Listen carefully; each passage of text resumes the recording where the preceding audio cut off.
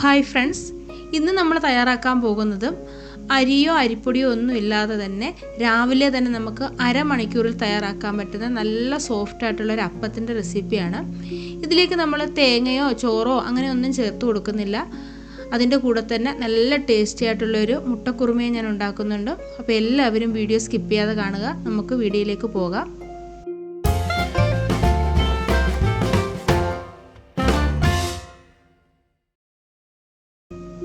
റവ ഉപയോഗിച്ചാണ് നമ്മൾ ഈ അപ്പം തയ്യാറാക്കുന്നത്. അപ്പോൾ അതിനുവേണ്ടി 1.5 കപ്പ് റവ ഞാൻ മിക്സിയുടെ ജാറിലേക്ക് ഇട്ട് കൊടുക്കുന്നുണ്ട്. വറുത്തതോ വറുക്കാത്തതോ ആയ റവ നമുക്ക് ചേർത്ത് കൊടുക്കാവുന്നതാണ്. ഞാനിപ്പോൾ വറുക്കാത്ത റവയാണ് ചേർത്ത് കൊടുക്കുന്നത്. നമ്മൾ പാക്കറ്റിൽ നിന്നൊക്കെ മേടിക്കുന്ന അതേ ടൈപ്പിലുള്ള റവയാണ് ചേർത്ത് കൊടുത്തിരിക്കുന്നത്. ഇതിൻ്റെ കൂടെ തന്നെ 3 ടേബിൾ സ്പൂൺ ഗോതമ്പ് പൊടിയും കൂടി ചേർത്ത് കൊടുക്കുന്നുണ്ട്.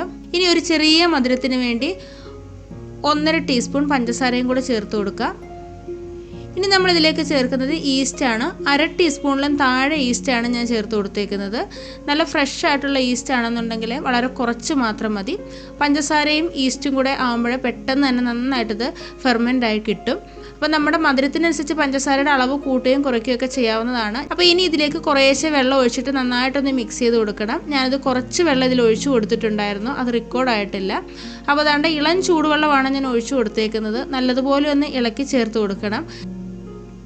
ഇത് പൊടിയായതുകൊണ്ട് തന്നെ ഈ ജാറിൻ്റെ അടിവശത്ത് കട്ട പിടിച്ചിരിക്കും. അതുകൊണ്ട് നന്നായിട്ടൊന്ന് ഇളക്കി ചേർത്തിട്ട് വേണം നമ്മളിത് അടിച്ചെടുക്കാനായിട്ട്. ഈ ഒരു രീതിയിൽ ഞാൻ വെള്ളം ചേർത്ത് നന്നായിട്ടൊന്ന് എടുത്തിട്ടുണ്ട്. ഇളം ചൂടുവെള്ളം മാത്രമേ ഒഴിച്ചു കൊടുക്കാവൂ. തണുത്ത വെള്ളവും അതുപോലെ നല്ല ചൂടുള്ള വെള്ളവും ഒഴിച്ചു കൊടുക്കരുത്. ചൂടുള്ള വെള്ളം ഒഴിച്ചു കൊടുത്താൽ നമ്മുടെ ഈ മാവ് നല്ലതുപോലെ അങ്ങ് സ്റ്റിക്കി ആയിട്ട് പോകും കേട്ടോ. അപ്പോൾ ഇത് നല്ലതുപോലെ ഒന്ന് അരച്ചെടുക്കാം. അരയ്ക്കുന്ന സമയത്ത് നമുക്ക് ആവശ്യത്തിനുള്ള വെള്ളം ചേർത്തിട്ട് ഒന്ന് അരച്ചെടുക്കാം. അപ്പോൾ അതാ കണ്ടില്ലേ, ഈ ഒരു രീതിയിൽ നമ്മളിത് അരച്ചെടുത്തിട്ടുണ്ട്. ഒട്ടും തരികളൊന്നും ഇല്ലാതെ നന്നായിട്ട് തന്നെ അരച്ചെടുക്കണം. ഇതിലേക്ക് നമ്മൾ ചോറോ അതേപോലെ തന്നെ തേങ്ങയോ അങ്ങനെ ഒന്നും ചേർത്ത് കൊടുത്തിട്ടില്ല. ഈ ഒരു കൺസിസ്റ്റൻസിയിൽ വേണം നമ്മളിത് അരച്ചെടുക്കാനായിട്ട്. ഒരുപാട് വെള്ളമായി പോകരുത്, അതുപോലെ ഒരുപാട് ടൈറ്റും ആയി പോകരുത്. അപ്പോൾ അതുകൊണ്ട് ഇതിലേക്ക് ആവശ്യത്തിനുള്ള ഉപ്പും കൂടെ ചേർത്ത് നല്ലതുപോലെ ഒന്ന് ഇളക്കി ചേർത്ത് വെക്കുന്നുണ്ട്. അതിനുശേഷം നമുക്കതൊരു അരമണിക്കൂർ ഇതൊന്ന് ഫെർമെൻറ്റേഷന് വേണ്ടി വെക്കാം. അരമണിക്കൂർ കഴിയുമ്പോൾ തന്നെ നല്ലതുപോലെ തന്നെ ഇത് പൊങ്ങി വരും. ആ നേരം കൊണ്ട് തന്നെ നമുക്ക് ഇതിൻ്റെ കൂടെ കഴിക്കാനായിട്ടുള്ള നല്ല ടേസ്റ്റി ആയിട്ടുള്ള മുട്ടക്കുറുമ തയ്യാറാക്കാം. അപ്പോൾ ഒരു പാൻ അടുപ്പത്ത് വെച്ചിട്ട് അതിലേക്ക് ഞാൻ 1 ടേബിൾ സ്പൂണോളം എണ്ണ ഒഴിച്ചു കൊടുത്തിട്ടുണ്ട്. എണ്ണ നന്നായിട്ടൊന്ന് ചൂടായിട്ട് വരുമ്പം അതിലേക്ക് കുറച്ച് കടുകിട്ട് പൊട്ടിച്ചെടുക്കുന്നുണ്ട്. അതിൻ്റെ കൂടെ തന്നെ ഒരു ചെറിയ കഷ്ണം ഇഞ്ചിയും 2-3 കഷ്ണം വെളുത്തുള്ളിയും കൂടി ഒന്ന് ചതച്ചത് ഒന്ന് ഇട്ട് മൂപ്പിച്ചെടുക്കുന്നുണ്ട് കേട്ടോ. അത് നന്നായിട്ടൊന്ന് മൂത്ത് വരുമ്പം ചെറുതായിട്ട് കട്ട് ചെയ്ത് വെച്ചിരിക്കുന്ന സവാള ഇട്ട് കൊടുക്കുക. മീഡിയം സൈസിലുള്ള 2 സവാളയാണ് ഞാൻ എടുത്തിട്ടുള്ളത്.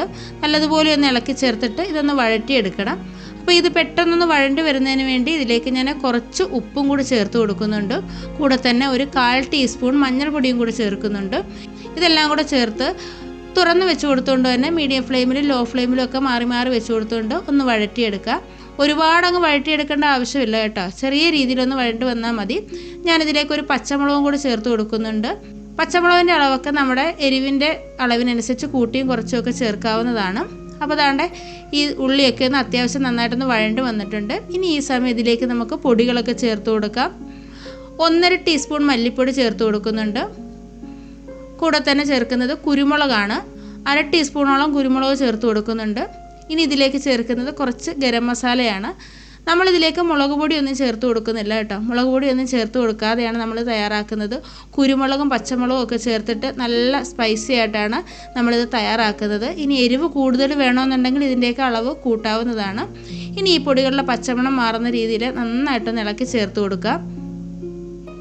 പൊടികളെല്ലാം നന്നായിട്ട് മൂത്ത് വന്ന ശേഷം ഇതിലേക്ക് 2 തക്കാളി ചെറുതായിട്ട് കട്ട് ചെയ്ത് ചേർത്ത് ഒന്ന് ഇളക്കി ചേർത്ത് കൊടുക്കുന്നുണ്ട്. ഇതേ രീതിയിലൊന്ന് കൂട്ടി വെച്ച് കൊടുത്തിട്ട് 1 ടീസ്പൂൺ വെള്ളം കൂടി ഒഴിച്ചു കൊടുത്തിട്ട് 2 മിനിറ്റ് നമുക്കൊന്ന് അടച്ചു വെച്ചിട്ട് കുക്ക് ചെയ്യാം. തക്കാളിയൊക്കെ നല്ലതുപോലെ വെന്ത് നല്ല സോഫ്റ്റ് ആയിട്ട് വന്നിട്ടുണ്ട്. ഇനി ഒന്നുകൂടി ഒന്ന് ഇളക്കി ചേർത്ത് കൊടുത്തിട്ട് ഇതിലേക്ക് ആവശ്യത്തിനുള്ള വെള്ളം ഒഴിച്ചു കൊടുത്തിട്ട് നന്നായിട്ടൊന്ന് തിളപ്പിച്ചെടുക്കണം. ഒരുപാട് ലൂസായിട്ട് നമ്മളിത് ചെയ്തെടുക്കുന്നില്ല.